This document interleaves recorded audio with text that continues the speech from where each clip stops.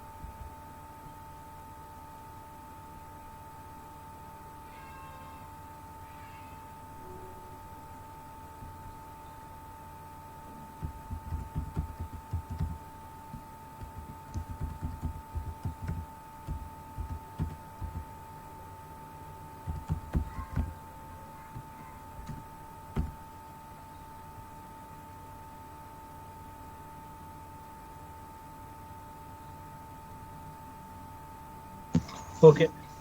Okay. Okay. In same employee class, Okay. how we can override hash code and equals method?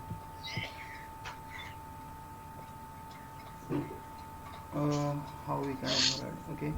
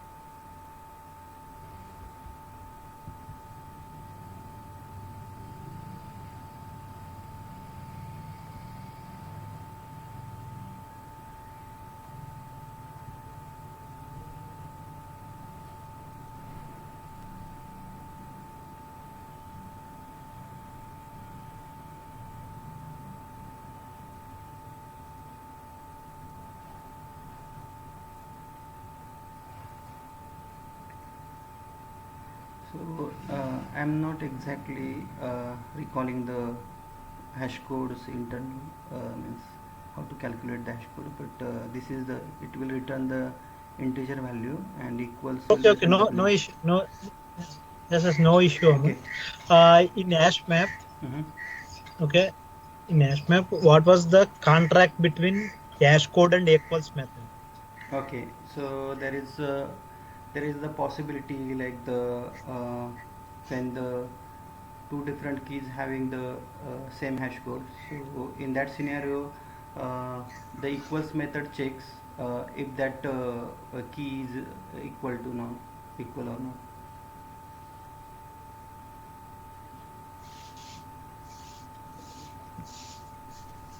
Okay, and can you explain the Spring MVC architecture?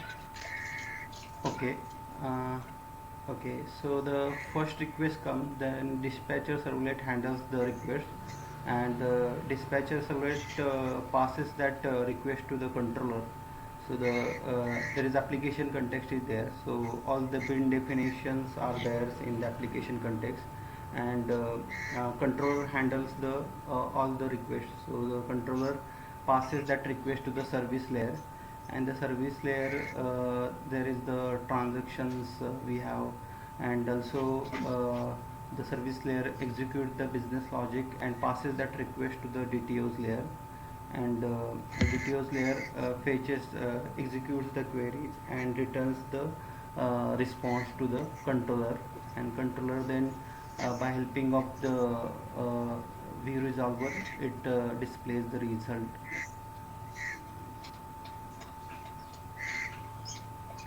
Okay. Uh, can you explain the how we can apply immutability to the collections? Okay, so collections provide the function like unmodifiable list. If you want to uh, implement the immutable list, then you can use that function.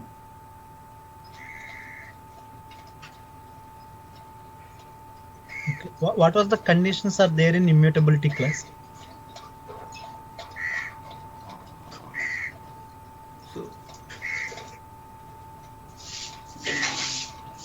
immutable class means you are talking about custom class, or you are talking about collection. Yes, yes. How we can create immutable custom Okay, class, okay, okay. Suppose and in that how we can apply immutability concept to custom collections. okay, okay. Okay, so firstly you have to declare the class as a finals, and after that you have to mention the all your members, or declare the variables as a private and finals, and you have to declare the all the methods like getters. You don't need to provide the setter methods, and also if you are using the collection, then you have to perform the deep cloning over there. So like you have to do not return the exact a real object, you have to return the cloning. So yeah. Okay, can you explain the microservices architecture? What is the difference you observed compared to microservice and monolithic architecture? Okay, so the in the monolithic applications there is a single applications, so it is not distributed in the like microservice architectures. You have to distribute the functionality into the multiple services, and you can handle it separately. So in the monolithic applications, you have to there is they are tightly coupled. All the modules are tightly coupled, and if any modules stop working, then your application will be down.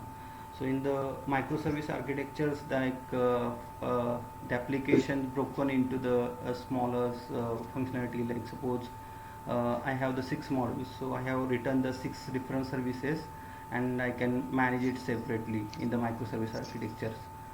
So suppose the one services is facing issue, then and it will not stop the all the applications. So this is the advantage, and also the scalability in the microservices. You can easily scale your applications. So the in the monolithic you can't do that. So Okay, I have one service one and service two. okay, I need to call service two from service one. How we can call that one? yeah, That means consumption. How we can consume that the service to service to from service one. yeah. So is the Spring Boot provide the REST template, so you can consume that services to the REST template, and you can use the load balancer annotations, and you can consume that services.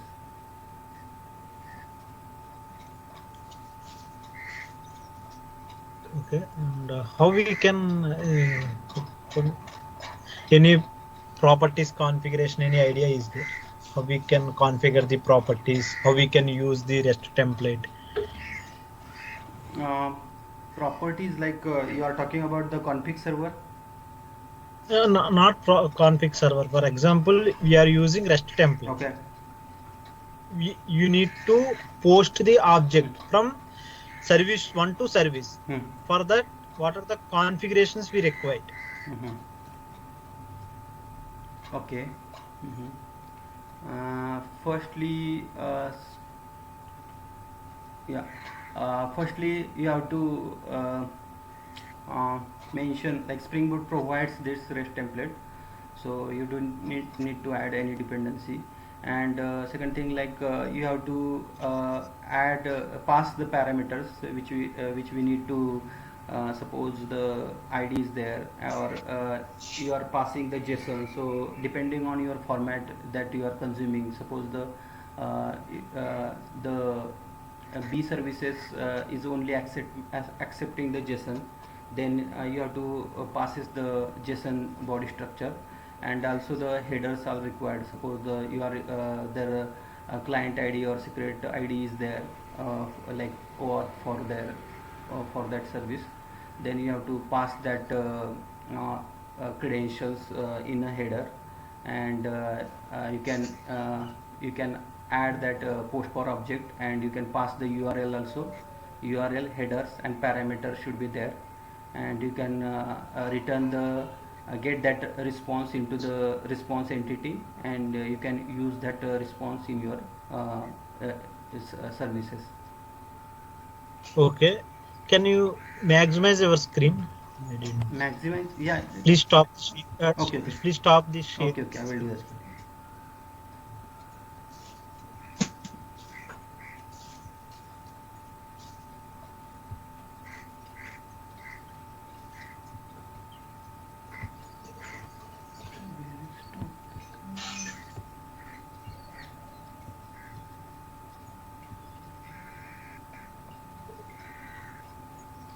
Okay. Can you explain the concept of fallback mechanism in microservices? Okay, suppose you are calling, suppose the consumer service and producer service are there, and you are calling service from consumer service to producer service, and producer service are failed to for some reason. Then the microservice provides the hashtricks, so you can enable the hashtricks into your application. And you can, there is the fallback controller are there, so you can return the same return types, or return the same return message. Suppose you are failing to call that service. Okay. What was the difference we observed at the rate component and at the rate bin? Can you go a little bit back? I'm not seeing your full face. Oh, yes, correct. Okay. uh, at the rate component means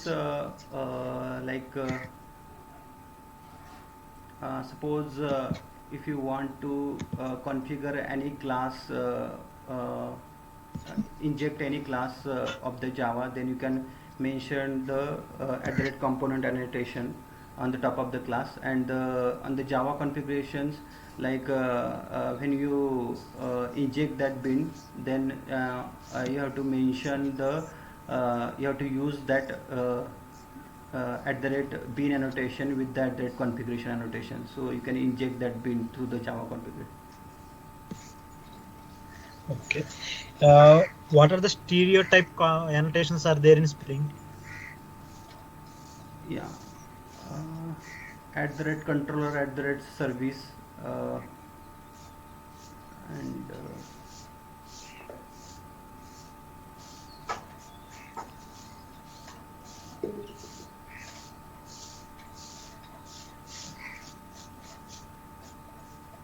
Okay, no issue. actually, That one. Okay, no problem. What was the difference you observed compared to Spring and Spring Boot? okay, so the Spring is like you have to, suppose you are using the traditional Spring application, then you have to set up the server explicitly. And the Spring Boot provides the embedded servers like the Tomcat Jetty. And also Spring in the Spring, if you want to check the application health checks, like the application you are running or not, then you have to implement into the Spring application like separate modules. In the Spring Boot provides you the features like the actuator, so you can easily use that endpoints of the actuator and check the health checks of their applications. Also in the Spring, like Spring, you can in the Spring you have to manage the dependency, manually manage the dependency.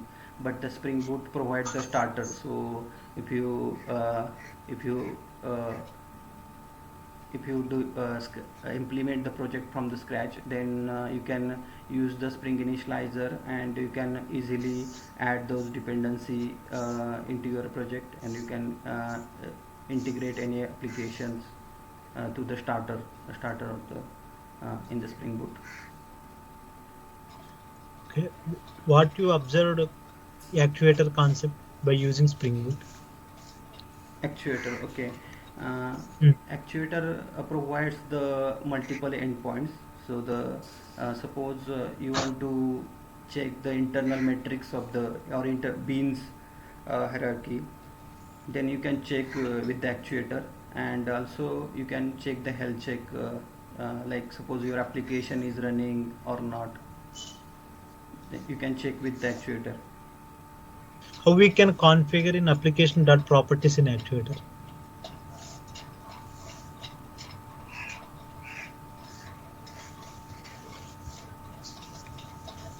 Management dot endpoints are there, and you can, but by default the endpoints are enabled. So if you want to do not use that endpoints, then you can disable that endpoints to the management dot endpoint, and you can disable to the in the application dot properties file. By default means we need to add first dependencies, actuator dependencies. Then only it will learn. And if you want to particular endpoint means we can add that endpoints.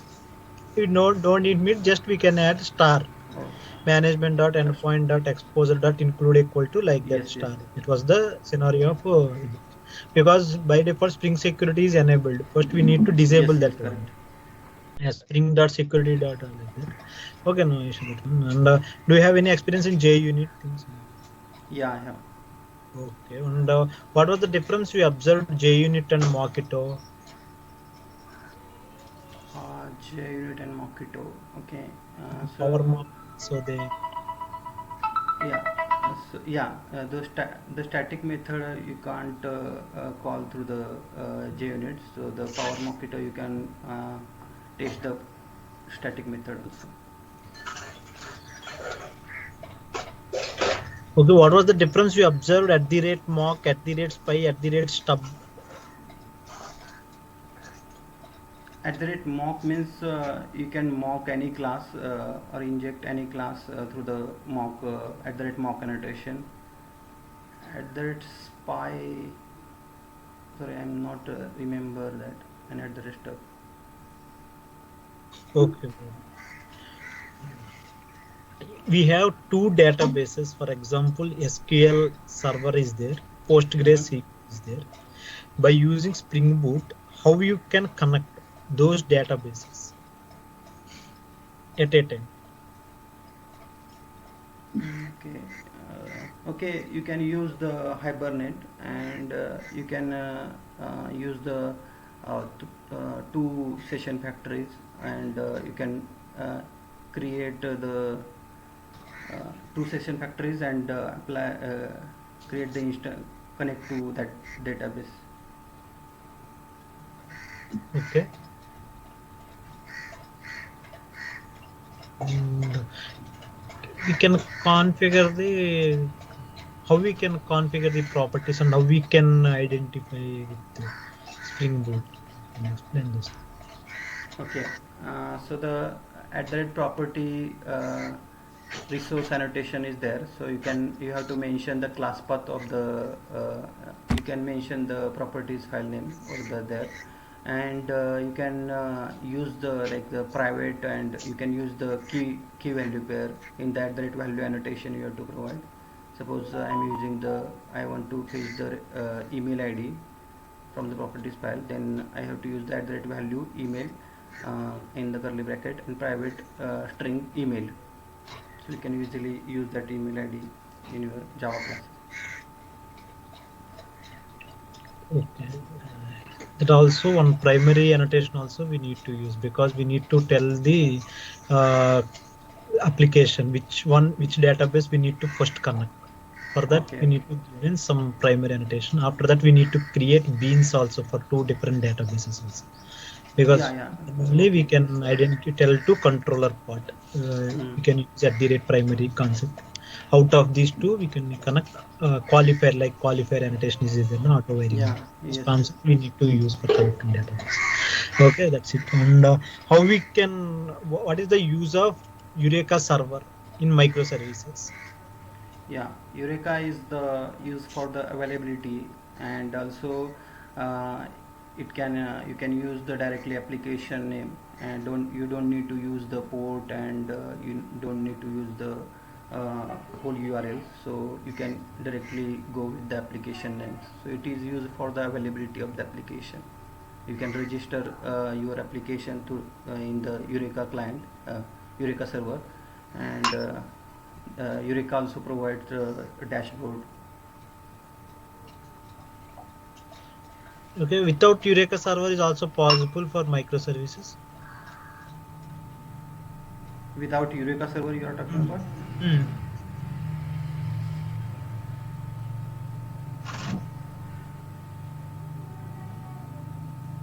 No, I guess because the you have to ensure your application is available. Suppose the your service is not available, but